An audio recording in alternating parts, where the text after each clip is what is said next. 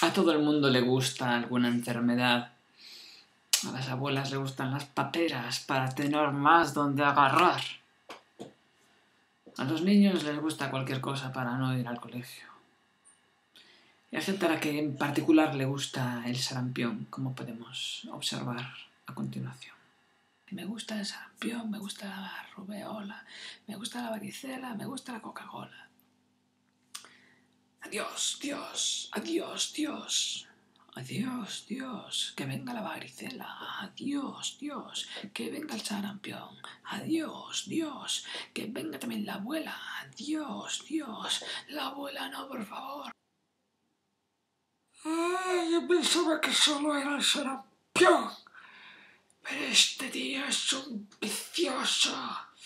Le gusta toda enfermedad. Desde el sarampión a la viruela, baila, baila, baila morena, baila la cabra, baila la oveja, baila morena.